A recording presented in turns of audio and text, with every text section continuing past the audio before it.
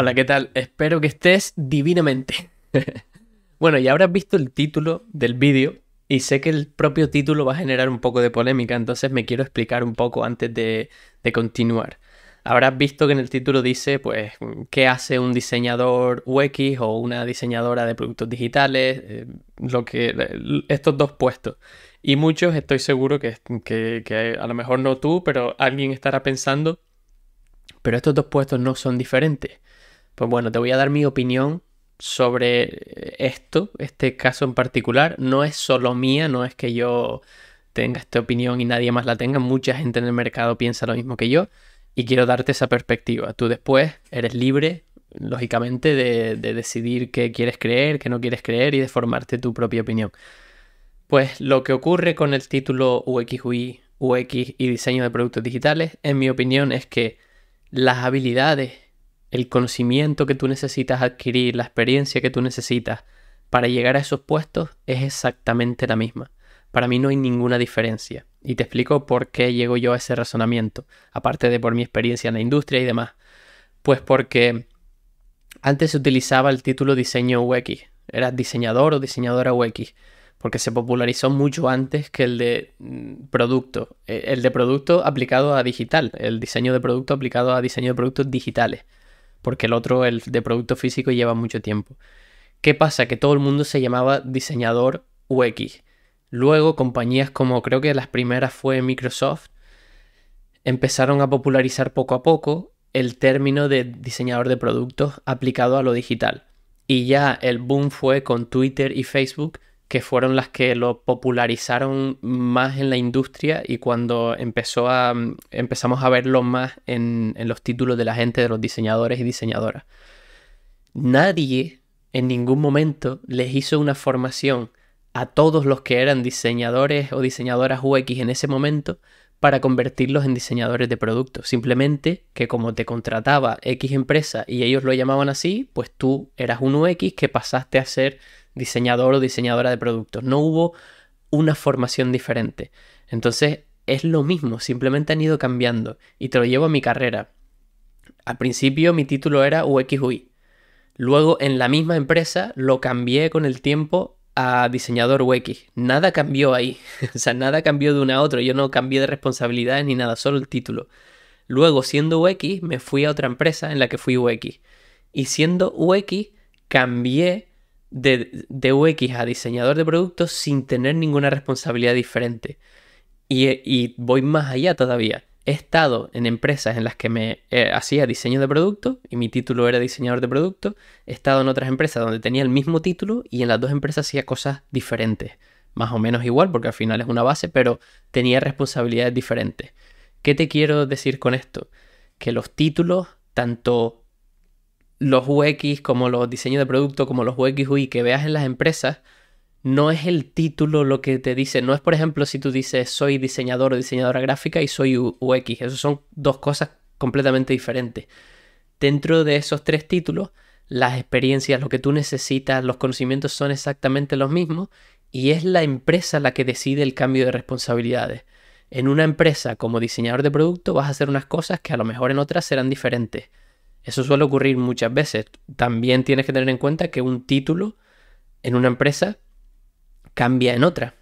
Como lo hablábamos en el episodio anterior, los niveles cambian también. No te vuelvas muy loco, muy loca pensando en que si eres UX tienes que ahora hacerte no sé qué para hacer diseño de producto y tal, porque al final piensa esto. Si tú haces una búsqueda en internet y la puedes hacer ahora mismo, para el vídeo y hazla, y pones el paraguas del UX o UX Umbrella, si lo pones en inglés seguro que te salen más búsquedas, verás que te sale el famoso dibujito de un paraguas con UX arriba y dentro todas las disciplinas que entran dentro del UX. Y dentro de esas disciplinas verás esas cosas que normalmente vemos en la industria que se le atribuyen al diseño de producto y no a UX, que son el análisis de negocio, el marketing, todas esas cosas. Y si te fijas cuando hagas la búsqueda verás que dice UX, no dice diseño de producto. Con lo cual eso es el UX y siempre ha sido el UX. Solo que han salido títulos porque una empresa como Facebook, por ejemplo, como Twitter, como tienen muchísimos productos, en vez de poner un UX porque era como un término, entiendo, muy amplio, pues decían, tú vas a ser un UX pero que trabaja en este producto, tú un UX en este producto. Entonces los llamaban diseñadores de producto, porque trabajaban en equipos de producto, porque producían y trabajaban en un producto específicamente. Pero en realidad no hay una diferencia, no hay una cosa, una formación que te diga, si tienes las habilidades para ser UX, tienes las habilidades para ser diseñador o diseñadora de productos. Bueno, esa es mi opinión polémica, la dejo ahí. Aclarado esto, vamos a ver, porque creo que quedan dudas todavía y la comunidad siempre me sigue haciendo preguntas. ¿Qué hace falta? ¿Qué hace en el día a día un diseñador UX, una diseñadora UX UI, un diseñador de productos digitales? Vamos a ver qué hace. Te lo voy a intentar dar como, o sea, te lo voy a intentar explicar con un ejemplo de cómo viene un proyecto y demás, más que decirte cosas puntuales. Beban agüita siempre. Imagina que empiezas a trabajar en una empresa como diseñador o diseñadora de productos y en esta empresa te llega un proyecto. Los proyectos te pueden llegar en muchas etapas. Te pueden llegar empezados ya, te pueden llegar desde la fase de descubrimiento, que todavía ni siquiera se sabe qué van a hacer, o te puede llegar ya, pues, que se sabe claramente qué se quiere hacer y tú empiezas. Da igual cómo lleguen, pero suele ocurrir, lo primero que suele ocurrir es un periodo de observación. Ya sea alguien en la empresa, datos, investigación de usuarios, una investigación de descubrimiento, algo te va a traer una idea, un aprendizaje, no sé, algo que te diga una observación de un problema que le llegue al equipo y les diga, vale, deberíamos de hacer algo aquí. ¿Qué podemos hacer? Deberíamos de solucionar este problema o lo que sea. Y entonces, ¿qué ocurre? Tú en ese momento entras en un periodo de colaboración con diferentes stakeholders, el equipo de producto. Cuando digo equipo de producto me refiero a product manager, product owner. Luego están la parte de ingeniería, ¿no? Los desarrolladores. También están los QA, los Quality Assurance, que se dedican a ver que todo está bien. Pues todo este grupo normalmente se reúne para ver si esa idea se puede hacer, si no, buscan datos, si compensa para el negocio resolverlo, si realmente afecta al usuario. Empiezas a hacer como una especie de investigación inicial. Cuando eso está, pasamos a una fase más de empezar a idear, a tener ideas de cómo podemos solucionar esto. Y ahí es donde entra el diseñador más fuerte y empieza, no el diseñador más fuerte, sino que empiezas a invertir más tiempo. El puesto del diseñador ahí empieza a invertir más tiempo. Y tú empiezas a proponer soluciones. Y ahí es cuando hablamos de hacer wireframes o bocetos o un poco sketch y demás rápidos para que la gente vea qué tienes en mente, cómo se puede solucionar, obtener un feedback muy rápido de tu equipo, de los stakeholders y seguir evolucionando eso. Siempre teniendo en cuenta que lo que queremos no es hacer un wireframe, sino obtener el feedback de otros. Y por eso hacemos el wireframe. O sea, el wireframe es cómo resolvemos el problema que tenemos y no una parte del proceso. Si no tuviéramos ese problema, no usábamos un wireframe. Entonces ya ves que hay investigación, hay colaboración, hay una parte como más de hacer, ¿no? Que en la que enseñas tus ideas, comunicas tus ideas, entonces hay comunicar, hay presentación. Cuando esos wireframes se empiezan a ver y se empiezan a iterar porque, no sé, alguien en frontend te dirá, mira, esto no se podría hacer así, habría que cambiarlo, entonces tú los mejoras. Luego alguien de backend te dice, el sistema no aguanta esto, entonces habría que resolver el problema de esta otra forma y tú lo cambias. Algún stakeholder te dice que no le convence eso, que habría que hacerlo diferente o que le gustaría ver un par de versiones más.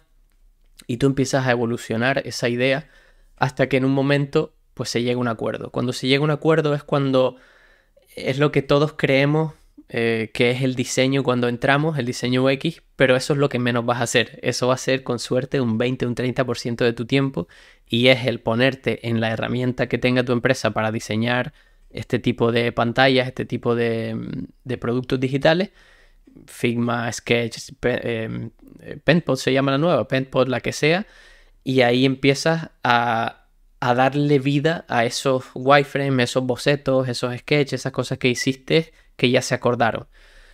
Entonces les empiezas a dar una forma un poco más que ya te preocupa el contenido, que ya te preocupa los colores que utilizan, la arquitectura de la información, cómo están organizadas las cosas, cómo va a fluir. Voy a ir de aquí a aquí, después aquí, voy a permitir al usuario hacer esto, voy a ayudar al negocio en aquello.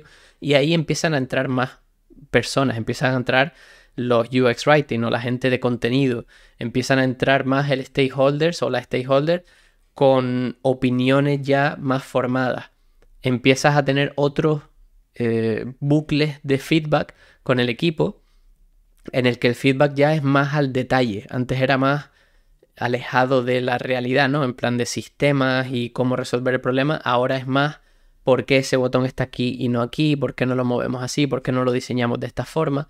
Y ahí empiezas a hacer lo que conocemos como prototipos, mockups.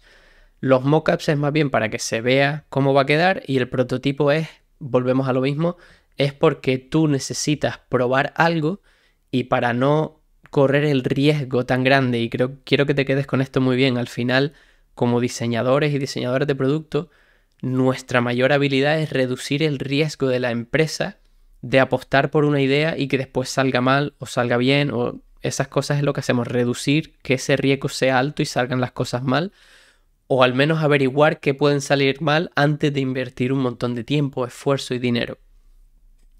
Pues empezamos a hacer estos prototipos porque queremos aprender algo. No hacer un prototipo porque sí, porque es un paso en el proceso. Lo haces porque vas a crear una animación compleja, no animación o sea, una transición compleja o una interacción compleja, o tienes una idea de resolver el problema en X pasos y otra idea de resolverlo de una forma diferente.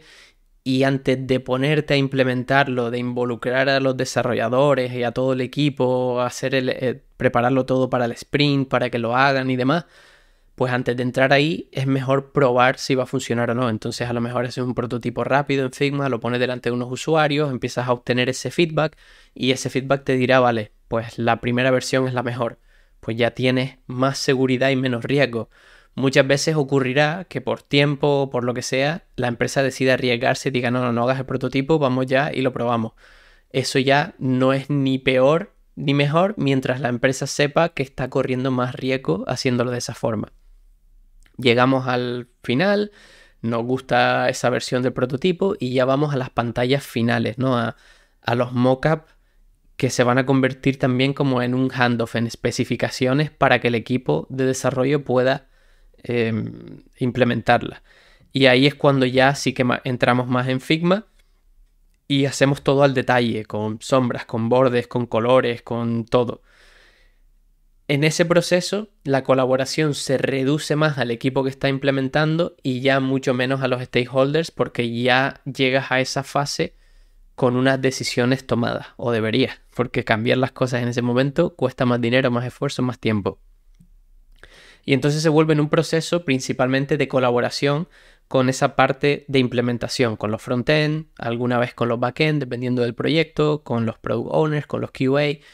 Y este grupito empieza a colaborar hasta que ese diseño está terminado y se lanza. Y cuando se lanza, pues igual participamos un poco en ayudar a marketing, por ejemplo, a entender qué estamos lanzando, cómo lo podemos promocionar y todo eso. También vamos enseguida a intentar medir cómo ese proyecto va a funcionar o no, para que cuando lleve un tiempo siendo usado por los usuarios y usuarias, poder ir y decir, vale, ¿qué está funcionando? ¿Qué no está funcionando? ¿Qué tenemos que cambiar para la siguiente iteración? Muy importante también, que se me olvidó decirlo, estas métricas de medir si un producto va a ser bueno o no y cómo vamos a saber si es bueno o no, las decidimos también al principio, en ese meeting para ponernos al día al principio en el que decidimos si vamos a resolver este problema o no. Normalmente cuando dices, vale, sí, merece la pena de resolver este problema, una de las primeras preguntas que hay que hacerse es, si merece la pena, ¿cómo vamos a medir que lo hicimos bien? Y a lo mejor es, pues, con la cantidad de gente que se registre y pague el primer mes, o con la cantidad de gente que pague la suscripción anual, y a lo mejor esa es la medida. Si cuando terminamos el proyecto y sale al mercado empezamos a medir y vemos que sí que hay gente que está pagando la versión anual o la mensual o lo que sea, entonces está funcionando. Si vemos que hay gente que no está cumpliendo eso, ahí está fallando algo y tenemos que volver a empezar.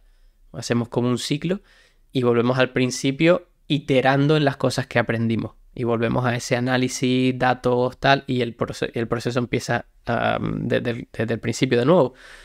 Si te fijas, intento entender una situación, genero unas ideas, las lanzo, a ver qué tal, y vuelvo al principio. Intento entender qué ocurrió con ese lanzamiento, cambio, genero unas ideas para mejorarlo, lo lanzo. Y ese ciclo es lo que hace un diseñador de productos digitales, un diseñador UX, una diseñadora UX.